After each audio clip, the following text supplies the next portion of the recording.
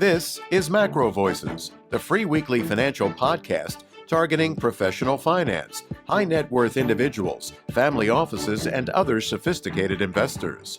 MacroVoices is all about the brightest minds in the world of finance and macroeconomics telling it like it is, bullish or bearish, no holds barred. Now, here are your hosts, Eric Townsend and Patrick Ceresna. MacroVoices episode 479 was produced on May 8th, 2025. I'm Eric Townsend. Energy Outlook Advisors Dr. Anas Alhajji returns as this week's feature interview guest. Anas says the press has it all wrong in their interpretation of the OPEC Plus Group of Eight's decision to increase June crude oil production by 412,000 barrels. Anas will explain what's really going on in Saudi Arabia and the real risks posed by an escalation of tensions in Iran, Pakistan, and India. And I'm Patrick Ceresna with the Macro Scoreboard week over week as of the close of Wednesday, May 7th, 2025. The S&P 500 index up 111 basis points to 5631. We'll take a closer look at that chart and the key technical levels to watch in the postgame segment. The U.S. dollar index up 29 basis points to 99.92, bouncing from an oversold condition with retracement targets toward 101, 102. The June WTI crude oil contract down 55 basis points to 57.89. Oil continuing to trade along the April lows. The June RBOB gasoline unchanged on the week at 202. The June gold contract up 166 basis points, trading at 33.74. Gold started a new breakout, but will the bulls be able to break the price to all-time new highs? The July copper contract up 22 basis points to 462. Uranium up 318 basis points to 69.80. Positive price action continues for the second week in a row. The U.S. 10-year Treasury yield up 10 basis points, trading at 427. And the key news to watch next week, we have the CPI and PPI inflation numbers, the core retail sales, and the University of Michigan consumer sentiment and inflation expectations. This week's feature interview guest is Energy Outlook Advisors Dr. Anas Alhajji. Eric and Anas discuss market reactions to OPEC Plus, summer demand, and the long-term outlook for oil and LNG. Eric's interview with Anas Alhajji is coming up as MacroVoices continues right here at macrovoices.com.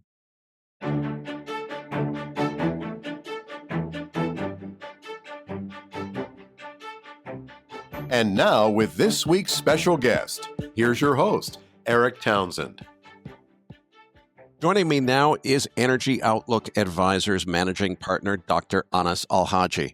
Anas, it's great to get you back on the show and very timely because what we've had happen in the last several days is the Group of Eight, OPEC Plus, voted to increase production.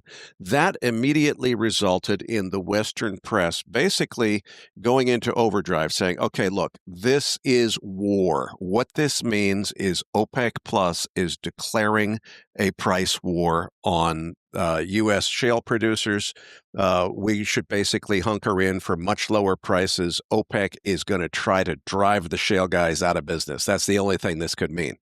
You published a report on Saturday, just after the vote, that was completely non-consensus. You're on a completely different page than everybody else.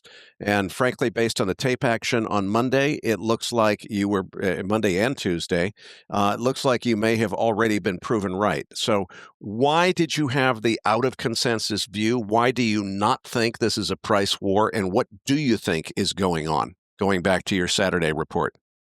Sure. Eric, it is always a pleasure to be on Macro Voices, always. So thank you very much for this opportunity. I would like to take my time explaining this because it is very clear that not only the media misunderstood what was going on, even analysts misunderstood what's going on. So let's start with the fact that, especially for the audience who are not well versed in the oil business, that we have OPEC, which is the Organization of Petroleum Exporting Countries, which has 12 members. And then after 2016, the 10 other members joined them to form OPEC Plus. which include Russia and Kazakhstan. So we have 12 members of OPEC, and then we have 10 other members. So the total of OPEC Plus is 22. And what happened here is, after the major increase in prices in 2022, prices start declining, inventories start building up, demand growth start weakening. They felt that they need to cut production to prevent a major increase in inventories. OPEC Plus met, and they did cut production. But a few months later, they realized that was not enough. They needed to cut more. Just for context, they did cut twice, big time, in 2008 during the recession. So in a sense, there is precedent about big cuts in the past. So when they met, they encountered a problem. Many members of the 22 country coalition refused to cut. And the decisions in OPEC Plus and previously in OPEC are made by consensus, which means that any country can say no and any country can have a veto power. So they couldn't. So 8 of them decided to go for voluntary cuts, and they cut by 1.6 million barrels a day.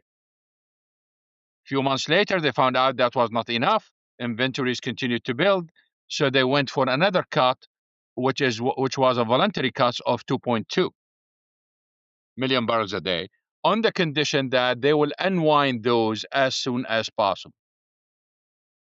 So the conclusion here is this: we have OPEC, we have OPEC Plus, and we have the group of 8, which I call the V8, V for voluntary.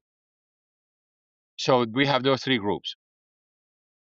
The V8 includes Saudi Arabia, include Russia, include Kazakhstan, include Kuwait, UAE, Oman, and some other smaller members. But the idea here is we have those three groups. Therefore, the press that focused on OPEC plus cuts are wrong, because it wasn't OPEC that cut, and it wasn't OPEC or OPEC plus that increased production. It was the group of 8. And we have 3 cuts. The first one is from OPEC plus, and the other 2 cuts are from the group of 8. Now, what happened is they tried to unwind the 2.2 million barrels a day quickly, and they couldn't, because the market was not supportive. So every time they met, they delayed the decision. And as you recall, they delayed 4 or 5 times. Finally, they said, that's it. We are going to unwind in October 2024. But by October 2024, they realized we have a presidential election in the United States in November. So they said, okay, let's delay for one more time until we figure out who is going to be the president. So they delayed the decision until December. In December, they made the decision to unwind the 2.2 million barrels a day starting April 1st, 2025, over a period of 18 months. So it will be gradual increases over those periods. And they emphasize the idea that those countries that overproduced in the previous year, they have to compensate for all the increase they made. So the first fact here is, those who claim to be surprised by the decision to add production, it's nonsense, because they already said this in December. So it should not be a surprise. So we came into April, and they started unwinding production, which is, the amount is about 140,000 barrels a day. If you look at the data right now, since it's already passed, we found out that the exports of OPEC Plus declined. It did not go up. And the exports matter because that's what the supply to the international market is. Then they shocked the market when they met And they said, okay, we are going to change our policy. We are going to triple the increase in May. So they are going to expedite the unwinding of production. That took everyone by surprise. And the question is, why? What happened? The problem at that time is the media picked up the first part of the story and ignored the second part of the story. The first part of the story, which was increasing or expediting the unwinding of the cuts. The second part of the story was, instead of spreading these return of production over 18 months, they stopped it completely. And they said, now we are, instead of meeting twice a year, we are going to meet once every month. And we are going to decide in this meeting what to do the following month.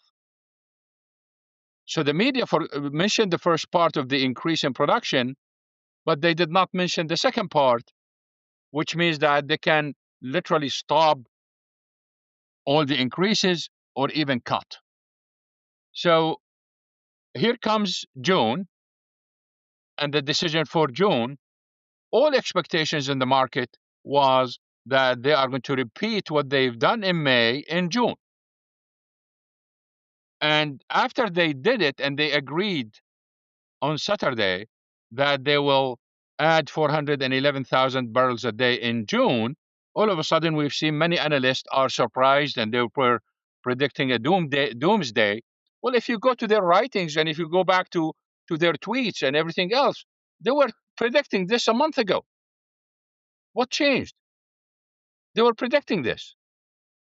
So the issue here is this. First of all, the increase was 140 in April, 411 in May, and on top of that, 411 in June. So we are talking about an increase of 950,000 barrels a day. Now you might tell me, well, this is a significant amount and it will lower prices. And our reply said, no, it should not lower prices because that oil already exists in the market. That oil was the overproduction, the 300,000 of Kazakhstan and the 400,000 of Iraq and the others. That oil is already in the market. All they did basically is raise the ceiling and legitimize the illegal oil. So to answer your question, this is the first answer, is that most of the oil is already in the market. There is no reason to panic because it's not new oil coming to the market. So that's number one. Number two, analysts missed the fact that in the oil producing countries, and if you recall from previous shows, we discussed this several times over the years. In the oil producing countries in the summer, demand for oil increases substantially. We are not talking about the consuming countries. We are talking about the producing countries. We are talking about the Middle East and North Africa, for example. Because the demand for cooling is very high, they demand large amount of electricity, and to provide that, they need to burn a lot of oil in power plants. And based on our estimate, in the Arab world alone, that adds about 1.2 million barrels a day in the summer of demand. What that means is whatever they are going to increase in terms of production, some of it is going to be burnt inside those countries, and whatever is going to be available to the world is very little. So aside from the fact, so number one, that most of that oil is already in the market. The second one is demand increases in the summer because of the heat in the summer. And if the summer is very hot, we might end up really bullish this summer if the summer is really hot in Middle East and Asia. The third point is very interesting, and that was missed by everyone. The Hajj. The Hajj is the pilgrimage. The pilgrims, millions of Muslims from all around the world come to Saudi Arabia at a certain time of the year to perform the Hajj. And when we talk about Hajj, we are talking this year, since Hajj basically is based on the lunar system, so we cannot talk about the solar calendar but to use the Gregorian calendar, it corresponds to May and June. That's when those millions of people travel to Saudi Arabia and then leave. And where the increases and where they expedited the production, May and June. So what happened in Hajj? You have millions of people coming in. The demand for gasoline goes through the roof. The demand for diesel goes through the roof. The demand for jet fuel goes through the roof. And they have to provide electricity 24/7 for 2 months for hundreds of thousands of hotel rooms with cooling because the area is very hot. So the demand in Saudi Arabia, because of the Hajj, increases substantially. What that means is 1, 2, 3. 1, we are talking about most of that oil is already in the market, and then whatever additions is going to go for the summer cooling in power plants, and the second one is going to go for Hajj. So what is left? So that's why on Saturday after the meeting, basically, we decided to publish this note telling people, look, you got to be very careful. This is really not bearish the way you guys are looking at it. And even on Tuesday afternoon, a couple of days into this, all of the mainstream reporting is still very bearish, and it's basically talking about a price war. So you're saying that OPEC is not flooding the market, as many analysts are claiming. They're not starting a price war, and they're not trying to intentionally force the U.S. shale producers to be uncompetitive at lower prices. Yes, let me address the last point, the last 2 points. Now, what we heard in the media was that Saudi Arabia is trying to punish Kazakhstan and Iraq by increasing production and lowering prices. This is a complete nonsense, and it is illogical. Why it is illogical? Because Iraq and Kazakhstan have been asking the group to increase production so they can increase their production. And when the group agreed, those haters basically are saying, oh, now they are punishing them. How they are agreeing with them? They are trying to help them out, and now they are punishing them. So this brings us to the second important point today, which is one of the main objectives of OPEC Plus, which was the main objective of OPEC before that, is OPEC unity. OPEC cohesiveness is extremely important to the Saudis and everyone else. So we ended up with this situation. We have the unity, we have the cohesiveness, and then we have the reputation.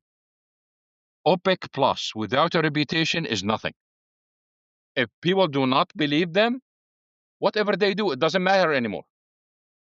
So we were coming into a situation where OPEC Plus would lose credibility completely, and therefore it will be completely ineffective. And there is no way you can rescue it. Why? Because if Kazakhstan continue to increase production, and they continue meeting and asking them to compensate, and they will keep promising that they will compensate, then mathematically speaking, there will be a day when the compensation itself is higher than Kazakhstan production. And we know that's going to be impossible for Pakistan to hold production or reduce it significantly. And at that time, no one will believe OPEC Plus at all.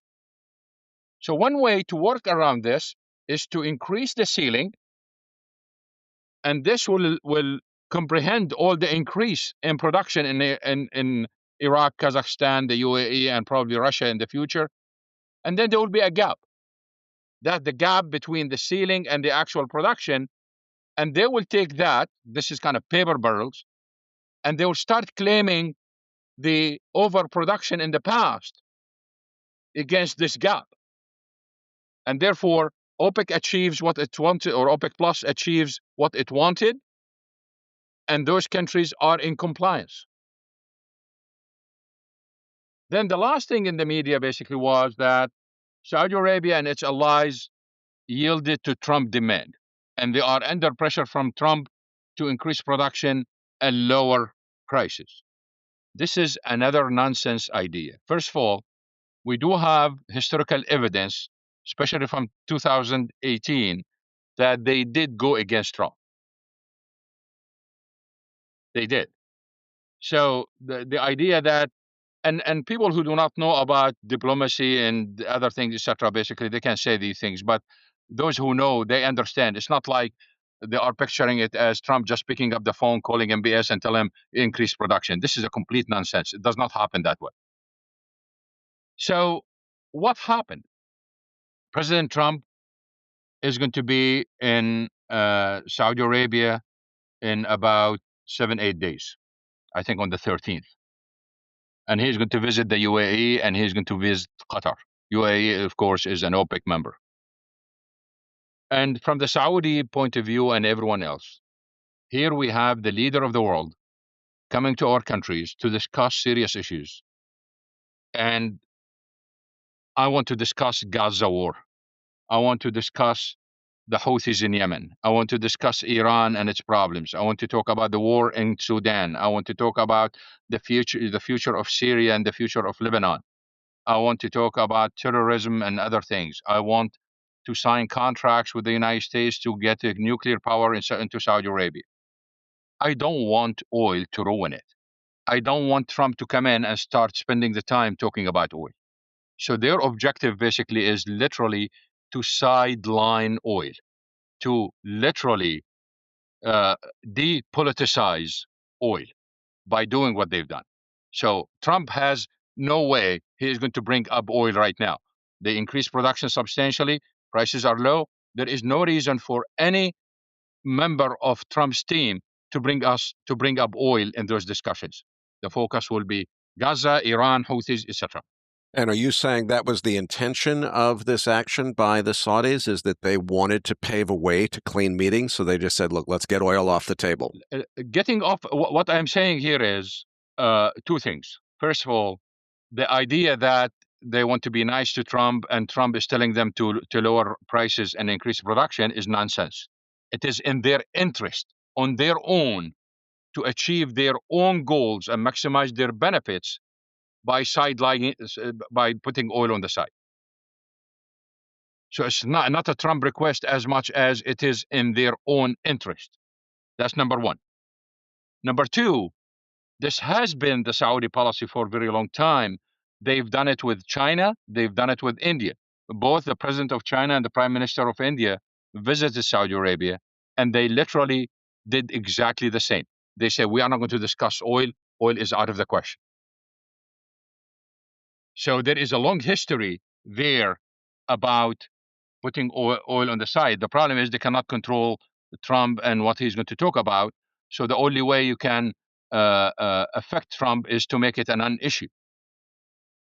So now what we talked about basically is we talked about the justification for the increases, the justification, and I haven't talked about the increase in demand because of other reasons, because I mentioned increase in domestic demand during the summer, increase in domestic demand in Saudi Arabia because of Hajj.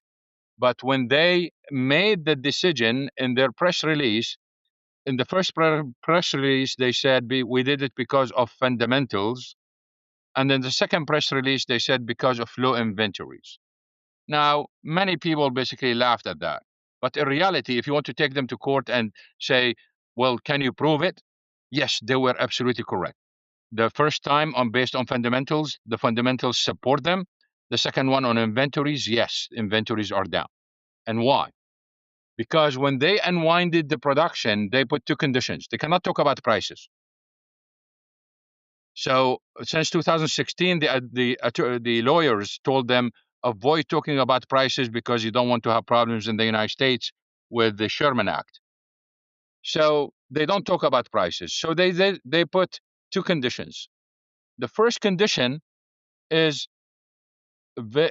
major decline in inventories. And the second condition is large increase in demand. On the first one, everyone knows that inventories are very low. So they achieve that. On the large increase in demand, this is debatable. But among all the forecasts, OPEC remains the most optimistic about growth in oil demand. But this is really not the big story. The big story is we are not talking about OPEC. We are not talking about OPEC Plus. We are talking about the V8 or the Group of Eight. The Group of Eight did see increase in for oil for their own oil. How? Because the additional sanctions on Russia and Iran and Venezuela scared some companies in China, India, and other places. So those scared companies, they were afraid that this is serious, although it's not, but they did not know. So they've been calling the Saudis and the Kuwaitis and everyone else. They said, we need more shipments. So they did see increase in demand. And then we ended up with a situation, kind of a very strange situation, where President Trump all of a sudden said, we are going to impose tariffs on countries importing Venezuelan oil. That was very effective. And I will explain why it was very effective in a minute. It was very effective. Venezuela's exports declined by 26%, and China and India stopped importing from Venezuela. Now they are looking for alternatives. When they look for alternatives, where they are going to go? They are going to go to the Saudis, they are going to go to the Kuwaitis, they are going to go to the Russians and everyone else. So they did see increase in demand, regardless of our views, whether demand was strong or not, or we have demand growth or not globally. But for their own oil, they did see increase in demand. But they knew that the tariffs and all the confusion that is caused by President Trump policies and the change in the goalpost every hour and every day, they knew this is going to affect economic growth and therefore is going to affect demand. That's why they chose to meet monthly to assess the situation, knowing that this increase in demand is temporary. The increase in the summer demand is temporary. The increase in demand because of Hajj is temporary. And therefore they have to worry about the future demand. So our expectation right now, Eric, probably you will like what I'm saying right now, is that once the visit of President Trump is over and there is more clarity by next month about various things, here comes the meeting in June for July. The expectation is that they will reduce the increase. So they will revert to the 140 they increased in April. So it's not going to be the 411. And there was a report from Reuters talking about them about the V8 increasing production every month by 411 until October. There is no, I was told from multiple sources that this is fake news. They never met. They never discussed it. There was no discussion. They don't know. My expectation is that whoever came up with this, he just took the remaining 2.2 amount and divided it by 411, and they ended up with October. That's it. But there was no discussions among the group on July and the period after that. So our expectations is that they will revert to 140. They want to get rid of that compensation because compensation became a cancer that is growing every day. That's going to destroy the reputation of OPEC Plus, and they want to get rid of it as soon as possible. And they can manage this through 140, and that will be by July. It will be more than 1 million barrels addition. That should cover Kazakhstan and Iraq additions, and there should not be any problems in the market. Okay, I've got the message, but the one piece that's sort of missing in my mind is, okay, are we about to enter an armed conflict between the United States and Iran? And if so, could it be that what we're doing here is essentially priming the pump for a shortage that might be coming up? What's the outlook? What do you think is going to happen next with the Iran risks? Yes, just before we started the show, the news came out of a major Indian attack on Pakistan. which is, I think, one of the most, it's more serious than the invasion of Ukraine, by the way. This is big. And this by itself is going to keep the U.S. busy big time. And Iran is not going to be an issue at all if there is a war between Pakistan and Iran, because Pakistan and India. Because if we have a war between Pakistan and India, and then we have another war next to Pakistan and Iran, I mean, this is World War III. That's what it is. So I don't think. And Pakistan and India are both nuclear states, correct? Correct. So I do not think that the U.S. will attack Iran. They might resort to various types of sanctions that are usually ineffective. But we got an announcement today from the foreign minister saying that they already scheduled a meeting, which means that there is a breakthrough in the negotiations where they are going to meet again. So I don't think there will be an attack on Iran. Anas, I want to go back to the election and two predictions that you made immediately after President Trump was elected. The first was lower oil prices. You thought President Trump was going to want lower oil prices. It would be bearish for oil prices.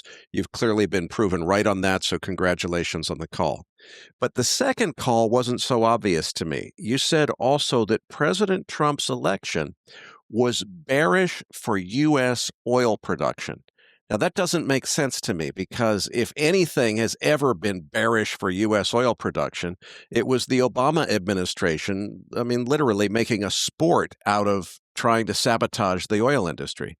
It seems to me that all that President Trump had to do was just not be an antagonist, and that by itself should have increased U.S. production. So why is it that you're bearish on U.S. production as a result of President Trump being elected, and what's the outlook? Here we have several issues. I'm going to talk about them one by one. First of all, because he wanted lower prices, that by itself is a big problem for all U.S. oil production, not only shale, including offshore. So that desire for low oil prices is a big problem. But regardless, we have a serious problem with his promises of increasing production substantially. Whether it was Trump or others, it will be the same, which means that assume that oil prices go up to $85 tomorrow and they stay at 85 for the rest of the year. Still, U.S. production cannot increase substantially. And here are the reasons. Number one, when we have the growth during the first Trump term, it started with interest rate as zero in 2015. Even after the increase in interest rates in 2017, again, this is during Trump's first term, interest rates today are 3 times that level. And we all know that shale grew because of free money. And that's not the case today. So that's number one, interest rate. The second problem is the structure of the industry changed substantially in the last 10 years. Earlier, as you know, my background was in private equity. And private equity, literally, we're talking about shale and everything else in the oil industry in North America. The model, when shale started with small companies and medium size, the majors, the oil majors, came in late to the show.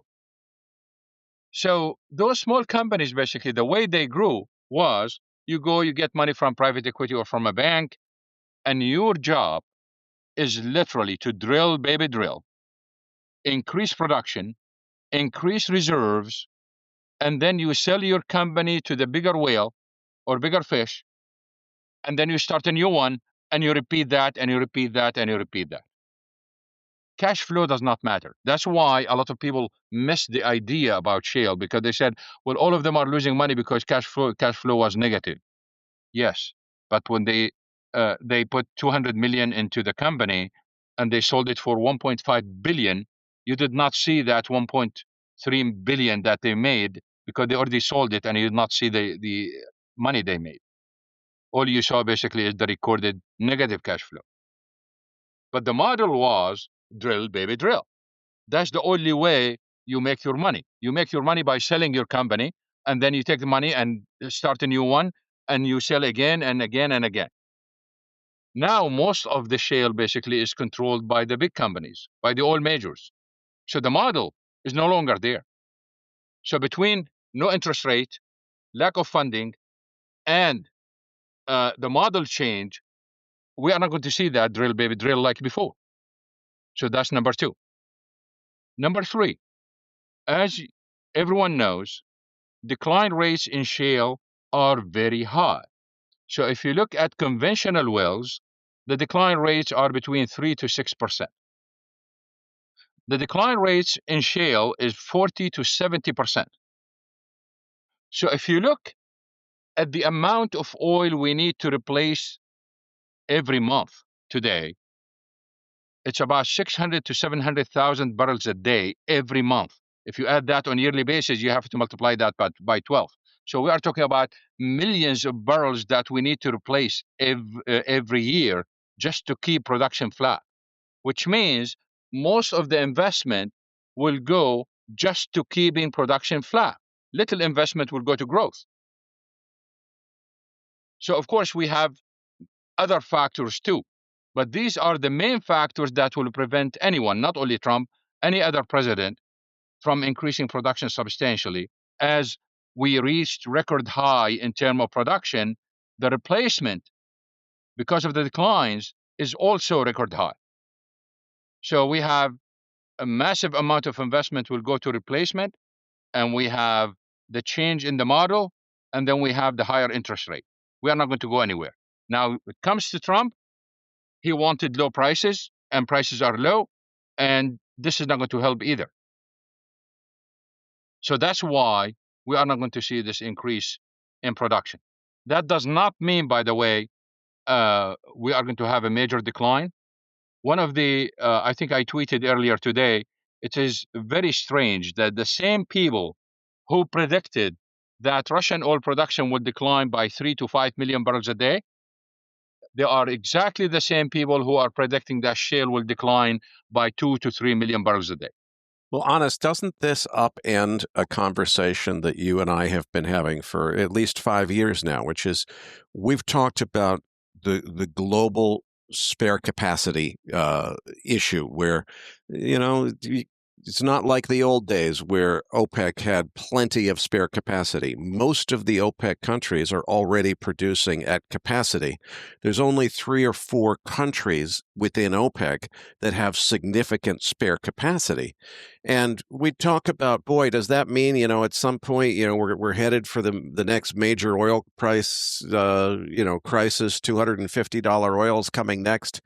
And the answer was always no, because U.S. production is kicking ass. We're seeing so much growth of U.S. production that it's compensating for everything else. Declines in the Middle East, shale declines, whatever. They're making more new shale wells so quickly that all the other stuff didn't matter. It sounds like you're saying the U.S. shale boom has finally played out, and it's not completely over yet, but the ability to make up for declines in the rest of the world is ending now. Is that right? That's absolutely correct. But let's remember the following. That's big news. That's a big deal. It is, but let's remember the following. Although, if you look at the last 15 years, subsalt in Brazil was not there, Guyana was not there, and now in the future, Namibia basically was not there, and now we might end up with something big in Namibia. So it's not going to be the United States. Probably is going to be somewhere else. So we will see how that's going to play. But you are absolutely correct. If we are not going to find the replacement, then we are going to see a major problem. But before this happens, and as we discussed before, my issue is not the lack of spare capacity. But by the time we are going to consume everything we have around the world and demand will outstrip the available capacity, we are going to have a bigger problem.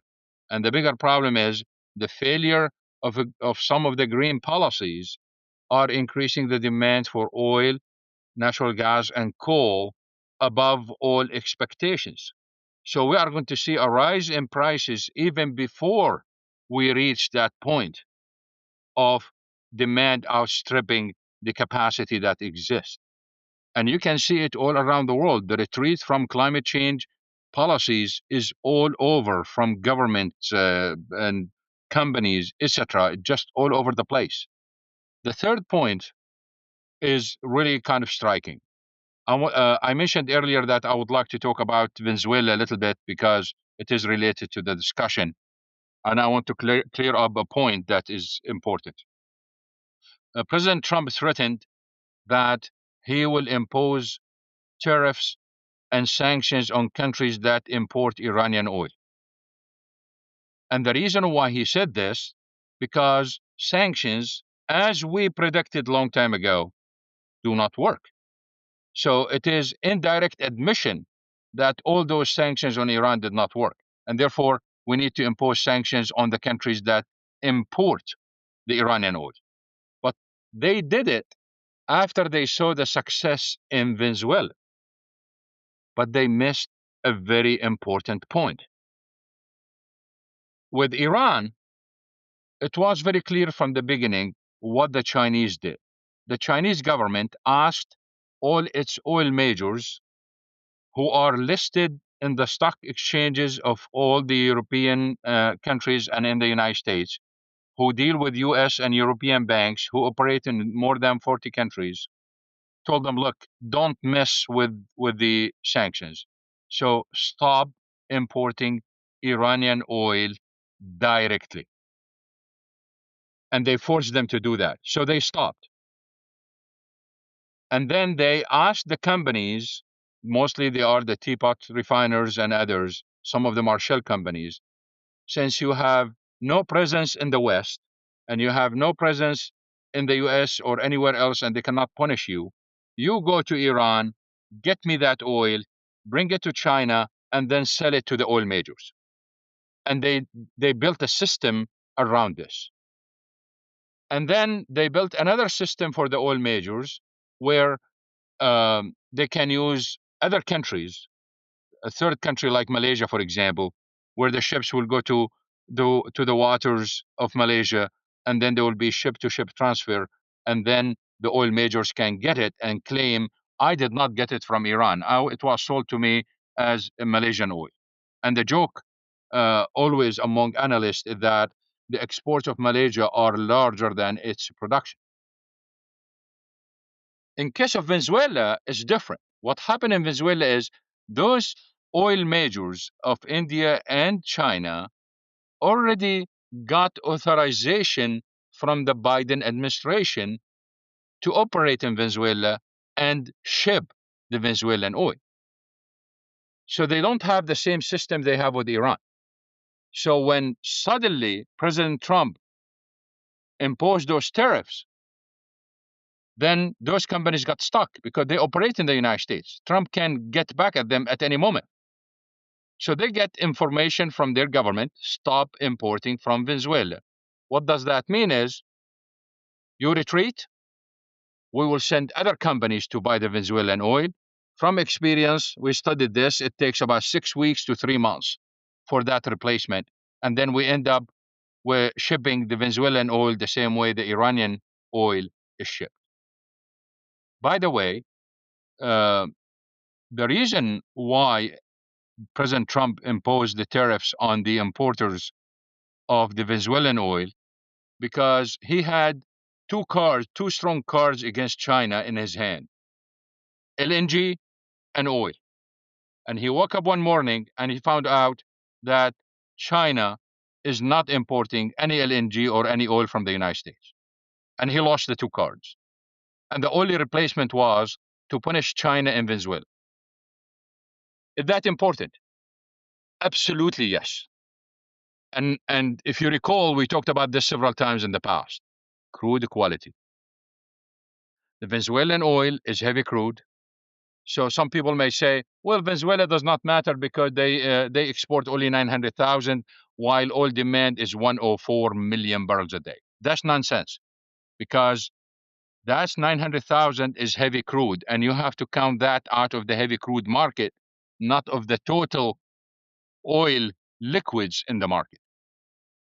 So what happened is when Trump imposed those sanctions in the fourth quarter of 2018, we were able to find the replacement easily by importing Maya crude from Mexico.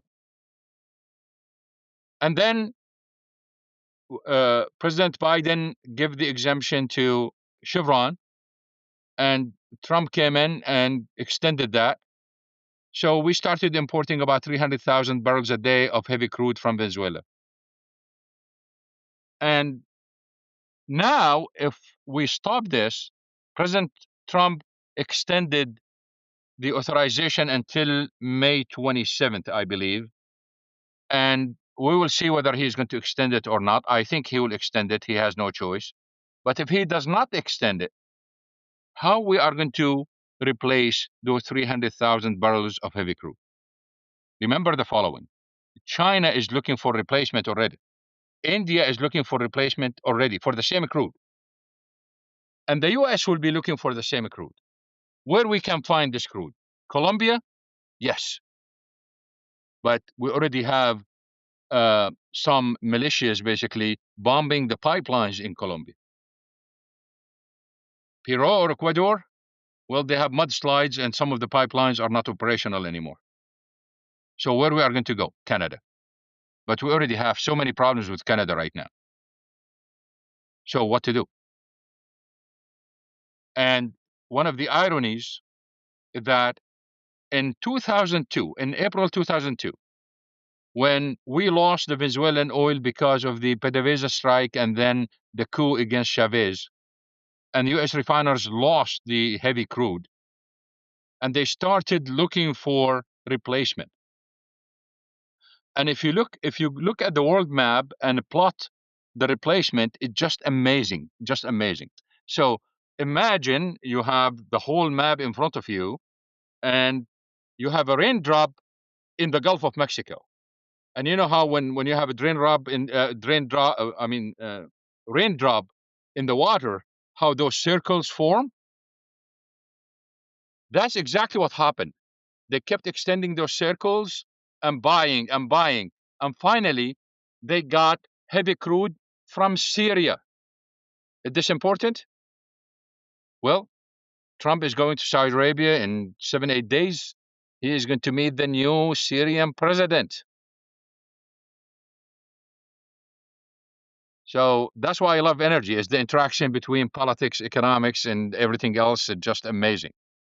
But the idea here is, when it comes to this heavy crude issue, it is a big, big issue. And that's why we've seen the differentials between heavy and light basically shrinking because of this. The bottom line is, we need the Venezuelan crude, and it will be very tough if President Trump does not extend the Chevron authorization. It will be very tough for us to find a replacement. Okay, before we close, I just want to go back to the really high level, longer term outlook that you have, because going back a few years, you and I would talk about a very bullish long and medium term view that you had for both oil and LNG.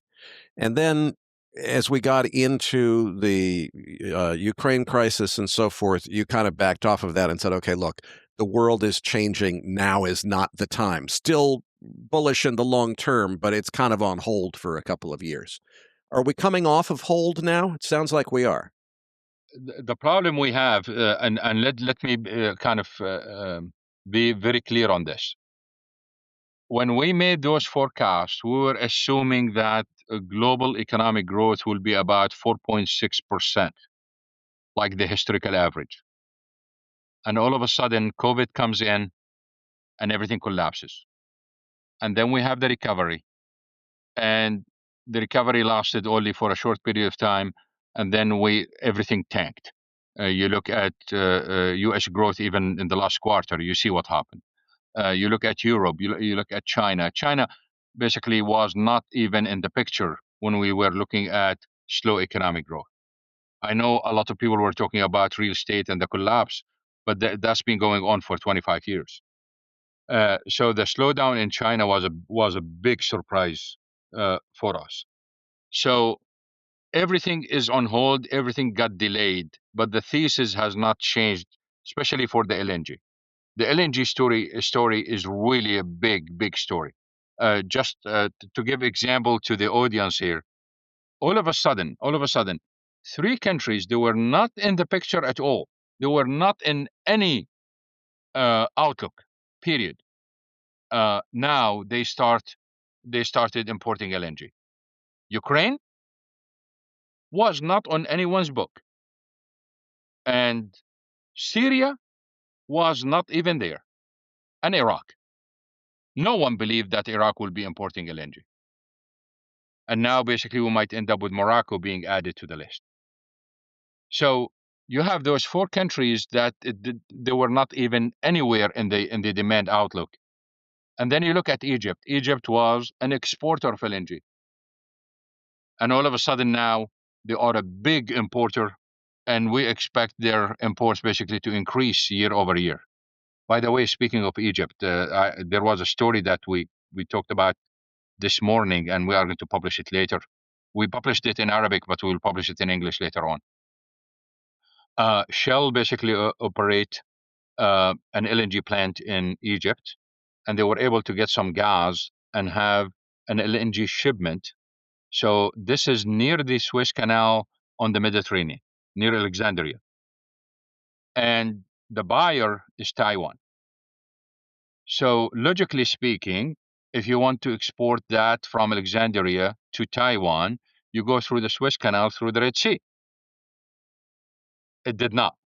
The carrier literally is going now, as we speak, around Africa. I mean, it's adding like, I don't know, 5,000 miles to it, or 5,000 kilometers to the trip, and not going through the Suez Canal, and not going through the Red Sea.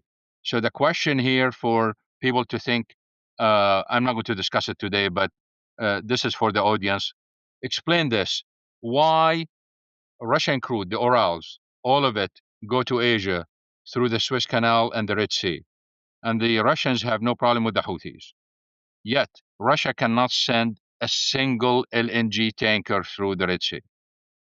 Qatar was accused of supporting the Houthis, so they have no problem with the Houthis. Yet Qatar sends LNG to Europe around Africa, and they couldn't send a single LNG tanker since January 2024. Why? And here are more questions. Why President Trump all of a sudden start talking about the Suez Canal, and he wants free passage in the Suez Canal? He wants free passage in both canals, I think. Correct, but since we are talking about the Red Sea, that's why I brought it up there. By the way, on the Panama Canal, for the first time in history, we did not see this before. We are seeing LNG. This is true story. You can see it in my timeline on X. Chile imports LNG from the United States. A carrier will leave the Gulf of Mexico or Gulf of America right now, and will go around South America, completely around South America, and then go up to the terminal in Chile instead of going through the Panama Canal. At the same time, this tanker was going up north. Another tanker from Peru was going south, turning around South America and going to Europe. And the distance between the two countries is just like few miles. They can trade with each other and everyone will be happy. And no one used the Panama Canal. Anas, Iran's production and exports rose by 1 million barrels a day during Biden's term, despite the sanctions that were imposed. Please explain how they achieved that and why Trump's stricter sanctions, at least I perceive them to be stricter, even with secondary sanctions and tariffs, you say are not going to work. Why not? Sure. So let's go to the Biden's time. Biden came into the office with the promise that he wants to stop the sanctions of Trump and go back to the 2014 nuclear agreement that he and President Obama signed with Iran. So he wanted to go back to that. And they wanted to negotiate with the Iranians in Vienna. But the only way they can negotiate with the Iranians if they really turn the blind eye to the sanctions. So for the first year of Biden's in the office, they really ignored the sanctions on the hope that the Iranians will stay at the table, negotiate a deal, and end up with a deal. After almost 10 months, they reached dead end. And they found out that the Iranians are not serious. And by the way, this is a side point. The objective of the Iranians is just to hang around until they have the nuclear bomb, period. Whatever the cost is, even if they lose Syria and lose Lebanon, they lose Yemen, it doesn't matter. They want to wait for that bomb. Anyway, so he wanted to reimpose or strengthen the sanctions or enforce the sanctions on Iran. By the time he and his team were studying this, Putin goes to Ukraine. And all of a sudden, everyone is talking about sanctions on Russian oil and the loss of 3 to 5 million barrels a day. And then Biden got stuck. He said, I cannot impose or enforce the sanctions on Iran because I need the Iranian oil. At the same time, he wanted to release oil from the SPR. As you know, he released the 180 million barrels from the SPR. The Iranians were very smart. The Iranians already had 80 million in storage. They call it the floating storage. They literally organized this with the Biden administration, and they released oil along the SPR. So the release was 180 plus 80. So that was a massive amount of oil. Then in the third year, when prices now declined and the Iranians basically are misbehaving, he wanted to enforce the sanctions, but it was the campaign time for the re-election, and he does not want prices to be higher. So he literally turned the blind eye again to sanctions, and the Iranians were smart enough to increase production and exports. That's how it happened. But Trump comes in, he enforces the sanctions, and then he came up with the idea that they wanted Iranian exports to be zero, literally zero, which is a complete nonsense. Let me give you a couple of examples here. The government basically been fighting tax cheaters for over 100 years, and we have more tax cheaters than ever. The government been fighting the drug cartels for 50 years, spending billions of dollars every year, and they still smuggle drugs to the United States, and we have more people on drugs than ever.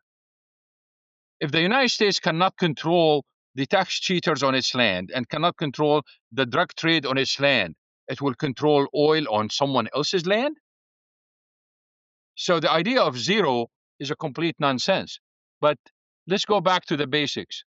The Trump administration, when it imposed the sanctions on Iran in late 2018, Iran's production and exports declined substantially in 2019. And now they think they can repeat that. And what I'm saying is, no, you cannot repeat that, because the reasons that existed at that time no longer exist. One of those reasons is that at that time, Iran was exporting to more than 20 countries. And after imposing the sanctions, some countries stopped importing from Iran. Others wanted to import from Iran, but they want to abide by the sanctions. The sanctions are not on oil imports. The sanctions are on payments to Iran, which means that you can import oil from Iran, but you cannot pay them for it.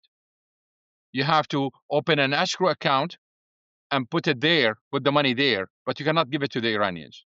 And the Iranians said, what the heck? I am going to spend money on producing this oil. I'm going to spend money on ports. I'm going to spend money on shipping it, and then I get nothing. I am not going to export. So part of it basically was the idea that they don't want to export to those countries. The situation changed because Iran has only one customer right now, China. And they have a payment system, which is the Chinese payment system. Those 20 countries that were subject to Biden's do not exist anymore. And China is not subject to Biden. So that's number one. Number two, one of the reasons for the decrease in exports at that time was they were exporting to 20 countries various types of crudes. When those 19 countries, let's say, did not import from Iran, Iran had this extra crude, and the Chinese refiners told them, this quality of crude I don't need, I cannot buy from you. And the Iranians told them, okay, what qualities you need? And the Chinese basically specified the qualities. The engineers went around, they found the fields that produce the same quality crude that the Chinese want. And they literally avoided this problem of crude quality before. So the payment system changed. It's one country instead of 20. The crude quality issue is no longer there. They perfected the system of smuggling this oil. So there is no reason for it to decrease. That's the story. Well, Anas, as always, I can't thank you enough for another terrific interview. But before I let you go, I want to talk about a few topics that our listeners always bring up. One is speaking engagements. We get so many requests for where and when is Dr. Anas speaking. And I know most of your speaking engagements are for private audiences that don't let the public in. Do you have any that are open to the public? If so, when are they? And also, where can people find out about the newsletter and the other things that you offer? Sure. Any public speaking basically is happening through spaces on Twitter or podcast. There is no actual speaking engagements. All my speaking engagements are private events and conferences that are private. And those who are interested in inviting me, they can go to my website. There is a page there. They can fill out the information, and they will get a response immediately regarding this. Okay, and as far as the newsletters and your Substack and so forth, you tell us what you offer both for professional and for retail investors. Yes, we have 3 different subscriptions. Basically, we have the newsletter that is intended for mostly high net worth individuals and institutional and institutions, and it's in depth, just like the report we published on Saturday. It's in depth analysis, and that's the newsletter. And then we have the daily energy report. The daily energy report is a very unique concept, and we have a very large number of subscribers there. It's not that expensive. It's mostly for individuals and firms and companies, but most of our members basically are individuals. And then we have the subscription on X, on Twitter. We put some small stuff there. It's a very minimal subscription, basically just like $10 a month or something like this. It's very minimal. But I put all the kind of differentiated research and work in those newsletter, the Daily Energy Report, and the X subscription. Patrick Serezna and I will be back as MacroVoices continues right here at macrovoices.com.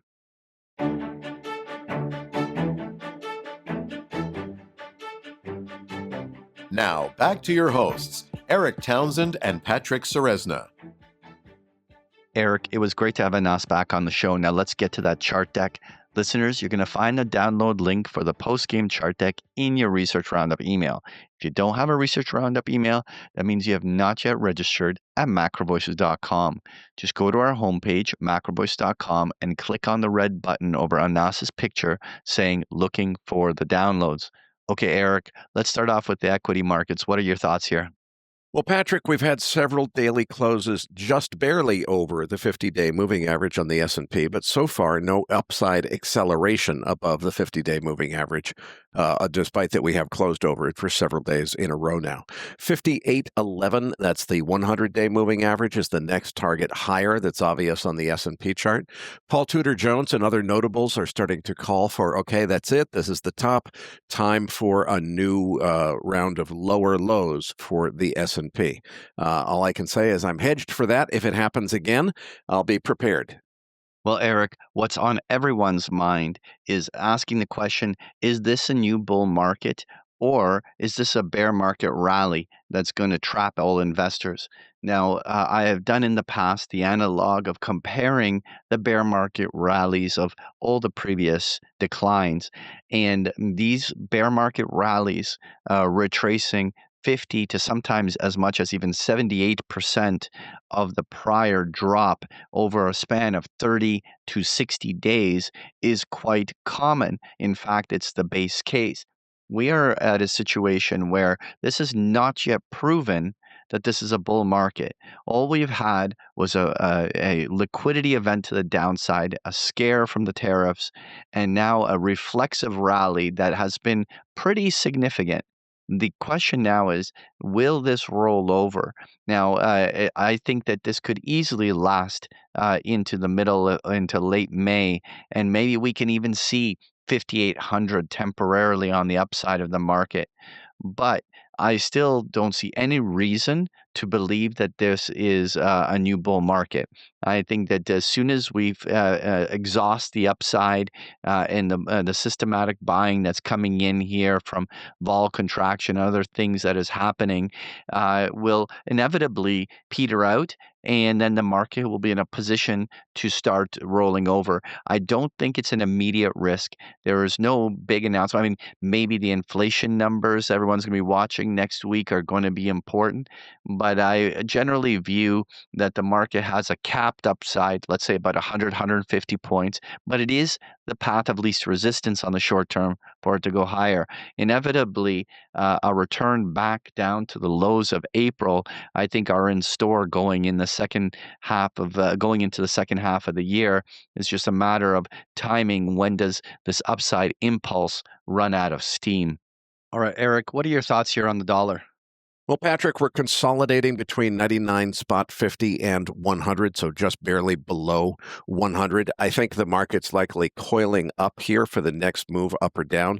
My base case is that will be a move lower to the downside, continuing the well-established downtrend.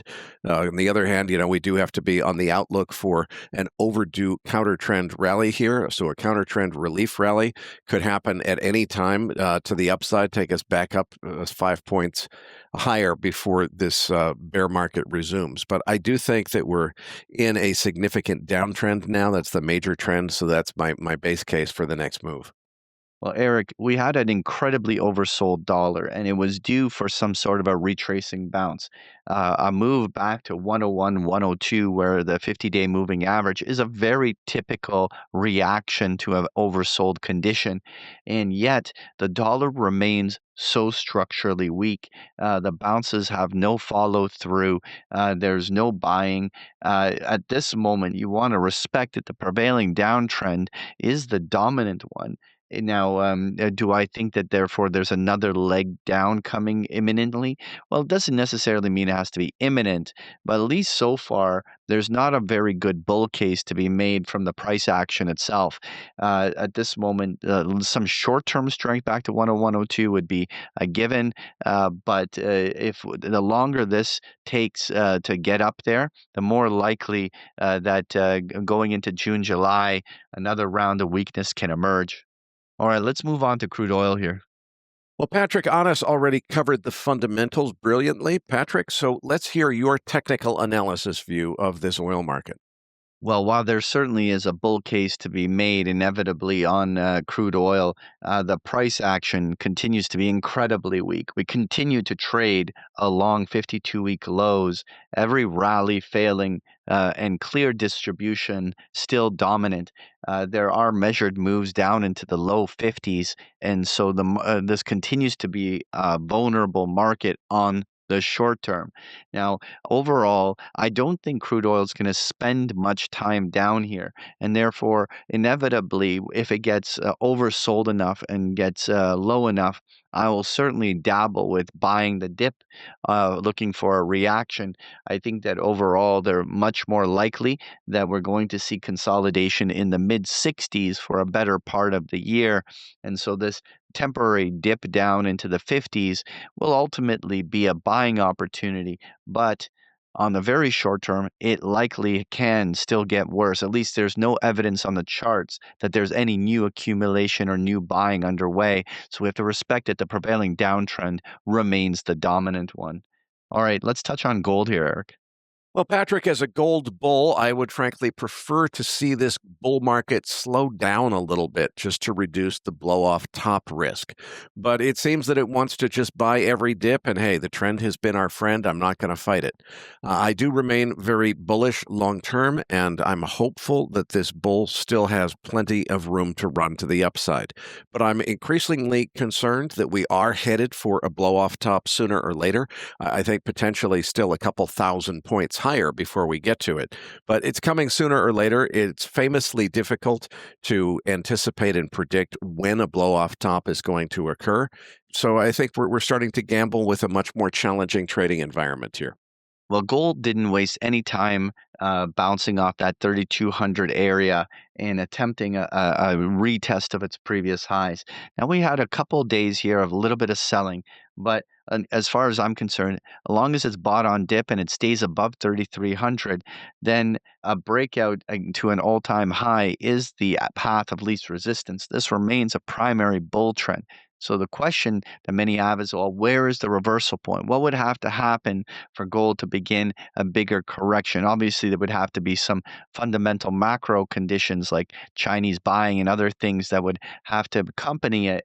But to me, a breakdown of 3,200 remains the kind of pivot level where a bigger and more extended distribution cycle could get underway. That it also is where the 50-day moving averages, and so it's a very logical place to watch for the pivot. So we're watching at this point whether the weakness of the last couple of days is bought on dip for that prevailing trend to break to a fresh new 52-week high. All right, and let's wrap up, Eric, with just taking a quick look at uranium. What are your thoughts? Well, Patrick, with the major ETFs up more than 30% off their lows, with URNM closing above its 100-day moving average for the first time since early December, I think it's pretty clear now that this bounce has legs.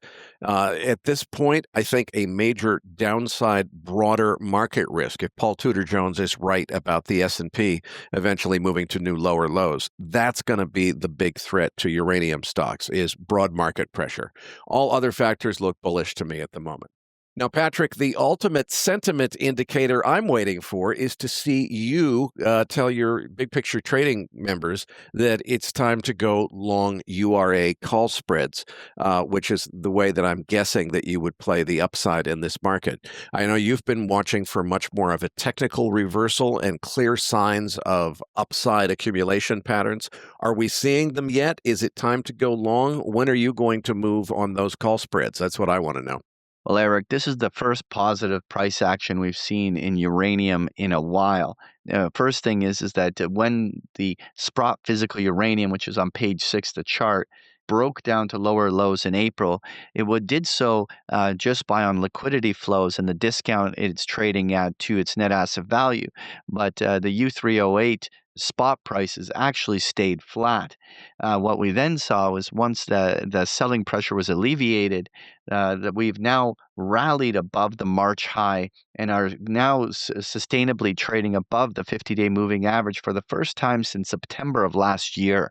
The big puzzle to solve here is this a bigger turning point, or is it just a bear market rally like we potentially are seeing in the equity markets? At this moment, what we really want to see is whether the bulls defend the price action when we inevitably meet a little bit of selling. But this certainly has the backdrop of what could be a basing and bottoming formation. But as far as I'm concerned, it's going to take a month or more of price action development to really get a sense as to whether or not this 1 year decline in uranium is finally over. And so that's the puzzle we'll be trying to solve here in the many episodes to come. Last thing, though, Eric, I wanted to just touch on the natural gas chart. I have on page 7 the natural gas ETF, UNL, which owns a 12-month strip of the natural gas contract. So it gets all of the contango and backwardation of the seasonality into a much more stable chart. And what we had was a very bullish breakout this year in natural gas prices. They were up close to 30% from their November lows. Now, we had a dip here throughout April, And it appears that that was essentially bought on dip at this point. We're getting back above the 50-day moving average. It was more or less a Fibonacci retracement. It is worth watching whether we're seeing a brand new bull breakout in natural gas prices. If this follows through, we could see this thing trading to $14, $15, where it's been trading in 2023. Let's watch whether or not this breaks out. Folks, if you enjoy Patrick's chart decks, you can get them every single day of the week with a free trial of Big Picture Trading. The details are on the last pages of the slide deck, or just go to bigpicturetrading.com. Patrick, tell them what they can expect to find in this week's Research Roundup. Well, in this week's Research Roundup, you're going to find the transcript for today's interview, and as well as this chart book we just discussed here in the Postgame, including a number of links to articles that we found interesting. You're going to find this link and so much more in this week's Research Roundup. That does it for this week's episode. We appreciate all the feedback and support we get from our listeners, and we're always looking for suggestions on how we can make the program even better. Now, for those of our listeners that write or blog about the markets and would like to share that content with our listeners, send us an email at researchroundup@macrovoices.com, and we will consider it for our weekly distributions. If you have not already, follow our main account on X at MacroVoices for all the most recent updates and releases. You can also follow Eric on X at Eric S. Townsend. That's Eric spelt with a K. You can also follow me at Patrick Ceresna. On behalf of Eric Townsend and myself, thank you for listening, and we'll see you all next week.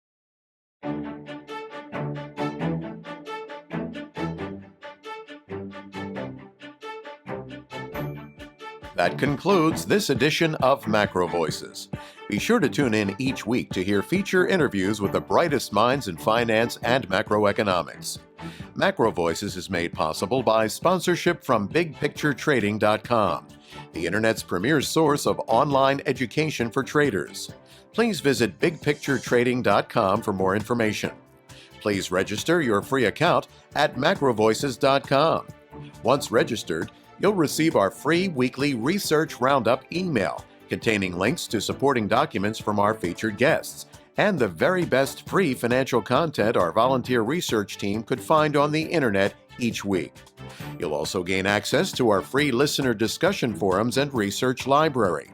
And the more registered users we have, the more we'll be able to recruit high-profile feature interview guests for future programs. So please register your free account today at macrovoices.com if you haven't already. You can subscribe to Macro Voices on iTunes to have Macro Voices automatically delivered to your mobile device each week, free of charge. You can email questions for the program to mailbag@macrovoices.com, and we'll answer your questions on the air from time to time in our mailbag segment. Macro Voices is presented for informational and entertainment purposes only.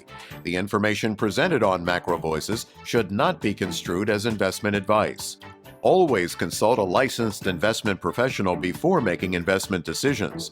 The views and opinions expressed on Macro Voices are those of the participants and do not necessarily reflect those of the show's hosts or sponsors.